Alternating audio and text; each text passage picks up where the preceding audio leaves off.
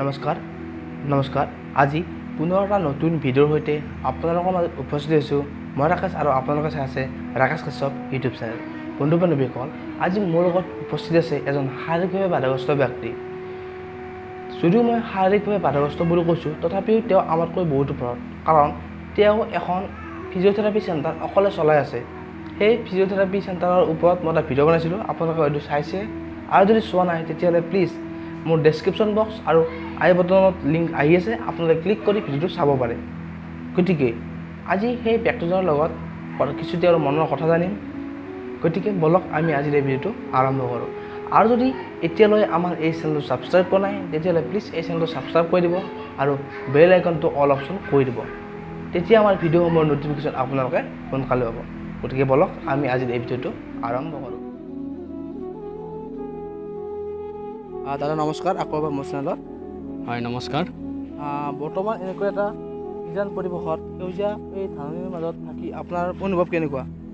মোৰ অনুভৱ কেনেকুৱা হ'ব যে যিহেতুকে মই আগতেও বাহিৰত বহুত ৰাজ্যবিলাকত যাই আহিছোঁ, অকলে ঘূৰিছোঁ ফুৰিছোঁ, কাৰো মই সহায় নোলোৱাকৈ কেনেকৈ আমাৰ দৃষ্টিহীন সমাজখনক এৱাৰনেছটো কৰাৰ কাৰণে মই নিজে প্ৰকৃতিৰ লগত মই জড়িত হয়, মই চাওঁ মোৰ ঘাঁহ বনবিলাক কেনেকুৱা, দুবৰি বনবিলাক কেনেকুৱা, গছৰ পাত কেনেকুৱা, এইবিলাক বস্তুটো মই বেলেগক অনুভৱ দিয়াৰ কাৰণে মই প্ৰতিটো বছৰতে মই মন্দিৰত আহোঁ, য'ত নেকি ঘাঁহ বন থকা জেগাবিলাকত মই আহি পেলাই চাওঁ। মই আপোনালোকৰ সকলো ৰাইজক মই অনুৰোধ জনাইছোঁ যে এই মন্দিৰটো গৰখীয়া মন্দিৰ, গৰখীয়া দেউল। ইয়াতে আহি পেলাই মোৰ আজি মনটো বিৰাট ভাল লাগিছে, বহুত ভাল লাগিছে। ধুনীয়া, আমি যিটো আমাৰ ভূপেন হাজৰিকা ডাঙৰীয়াই কৈ গৈছিল আগতে, খাৰখুৰীয়া বতাহত মম এডাল যদি জ্বলাই লওঁ কেনেকুৱা লাগে, তাত আমাৰ কবিতা লিখিবৰ কাৰণে ইচ্ছা হয়, মন হয়। সেই গতিকে আজি মই ইয়াতে আহিছোঁ, সেউজীয়া বনত মই অকলে ঘূৰিছোঁ, অকলে চাইছোঁ, মই খোজ কাঢ়িছোঁ, মোৰ বহুত ভাল লাগিছে। হয় দাদাই কি কথা নে কি ধুনীয়াকৈ বুজাই দিছে তেওঁৰ অনুভৱটো।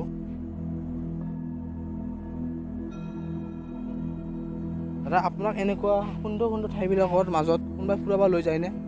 হয়, মোৰ লগৰ বন্ধু কেইজনমান আছে আৰু মোৰ ভাইটি কেইজনমান আছে, তেওঁলোকে ইয়াত লৈ আহে। মই কওঁ মই অমুক জেগাত যাম, তেওঁলোকে লৈ আহে মোক, আহি পেলাই মোক কয় তই ইয়াতে এনেকুৱা জেগা। মই নিজে মেহচুচ কৰি চাওঁ যে এনেকুৱা বস্তুবিলাক যেনেকৈ মোৰ হেৰি হয়, মই সোধোঁ ইয়াতে কি আছে, গেটখন কি ৰঙৰ, গছডাল কিহৰ গছ, গছডালৰ পকা পাতবিলাক সৰিছেনে, এইবিলাক মই অনুভৱটো মই তেওঁৰ পৰা জানি কওঁ। আপোনাৰ মনত এনেকুৱা নাই যে গছডাল পাতবোৰ সেউজীয়া, এনে আপুনি মনত ভাবে নেকি সেউজীয়া ৰংটো কেনেকুৱা বা এনে কি অনুভৱটো কেনেকুৱা সেইবোৰৰ ওপৰত? ধৰক আপুনি এই পাতটো লাৰি আপুনি অনুভৱ কৰে যে এইটো পাত, এই পাতটোৰ ৰংটো সেউজীয়া, আপুনিতো সেউজীয়া ৰংটো কোনো দেখা নাই।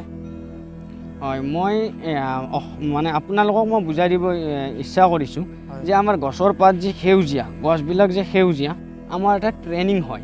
সেই ট্ৰেইনিংটো মোবিলিটি ট্ৰেইনিং বুলি কয়। মোবিলিটি ট্ৰেইনিঙত আমাক খোজ কঢ়াৰ পৰা গছডাল লাৰি পেলাই কেনেকুৱাকৈ মেহচুচ কৰিব পাৰি, সেউজীয়া পাতটো কেনেকুৱা ৰং তাক আমি কেনেকৈ বুজি পাওঁ, গছৰ পাতটো পকিছে, পকা ৰংটো কেনেকৈ আমি বুজি পাওঁ, বা কুণ্ডল গছৰ কি মানে ডিফাৰেঞ্চ আছে পাতটোৰ, সেই ট্ৰেইনিং মোবিলিটি যিটো ট্ৰেইনিং, সেই ট্ৰেইনিংটোত ভালদৰে বুজাই দিয়া হয়। সেই অনুভৱ কৰি তাৰমানে আপোনালোকে বুজি পাব লাগিব। আৰু এটা কথা আপোনালোকে নিশ্চয় জানিব, শিকাৰ যদি ইচ্ছা থাকে তেতিয়াহ'লে শিকাবৰ কাৰণে চব মানুহ আগবাঢ়ি আহে।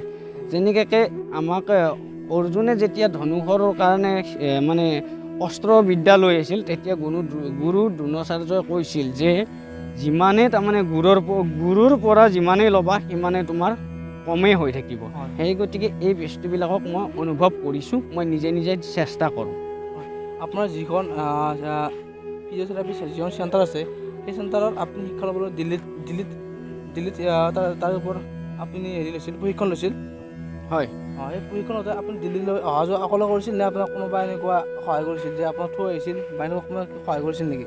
নাই, মই আজিলৈকে মোটামুটিকৈ আপোনাৰ 1997 চনৰ পৰা মই যেতিয়া বাহিৰত ওলালোঁ তেতিয়াৰ পৰা মই আজিলৈকে অকলে আছোঁ। বাছ যাৰ মানে এটা মোক ছাপৰ্ট কৰি দিয়ে যে ৰাস্তাটো ইফালেদি যাব লাগিব, সিফালেদি যাব লাগিব, সেইটো এটা ছাপৰ্ট। বাকী মই ৰাস্তাত অকলে খোজকাঢ়ি আছোঁ আৰু আজিলৈকে ভৱিষ্যতলৈকে দিল্লীলৈ আপুনি কি অকলে গৈছিল? হয়, মই অকলে অহা যোৱা কৰোঁ। আচ্ছা, আপোনাৰ দিল্লীত অসুবিধা হৈছিল নেকি বা এনেকুৱা আপোনাৰ ঘৰৰ বাহিৰত যাব লগা হ'ল কিবা ব্যক্তিগত কামৰ কাৰণে কিবা অসুবিধা হৈছিল নেকি যে অসুবিধাটো যথেষ্ট হয়। অসুবিধা প্ৰতিটো খোজতে আমাৰ অসুবিধা থাকে, কিন্তু অসুবিধাকো আপুনি নেওচিব লাগিব বা অসুবিধা আপুনি অসুবিধা বুলি ভাবি থাকিলেই নহ'ব, এনেকৈ ধৰণে যাব লাগিব।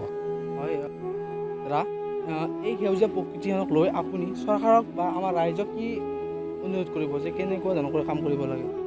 মই এটাই অনুৰোধ জনাম চৰকাৰলৈকে যে চৰকাৰখনে আমাৰ দৰে দৃষ্টিহীন ব্যক্তিসকলক শিক্ষাৰ অধিকাৰ আইনখনৰ ব্যৱস্থাতে আমাৰ যিটো দৃষ্টিহীনক ব্যৱস্থা দিয়া আছে, সেই ব্যৱস্থাৰ ওপৰত মোৰ দৰে দৃষ্টিহীন ব্যক্তিসকলে যিবিলাকে ট্ৰেইনিং কৰি আহিছে, যিসকলে তাৰমানে ঘৰত এনে বহি আছে, তেওঁলোকক RPRT ৰিচাৰ্চ টিচাৰ আৰু ৰিচাৰ্চ পাৰ্চন হিচাপে তেওঁলোকক ব্যৱহাৰ কৰিব পাৰে। আৰু ৰাইজলৈকে মই আহ্বান এইটোৱে কৰিম যে প্ৰকৃতিক আপোনালোকে ৰক্ষণাবেক্ষণ দিয়ক।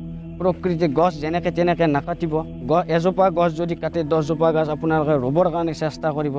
ওচৰে পাজৰে আপোনালোকৰ যিবিলাক ঔষধি গছ আছে বা বিভিন্ন ধৰণৰ গছ আপোনালোকে ৰোপণ কৰক।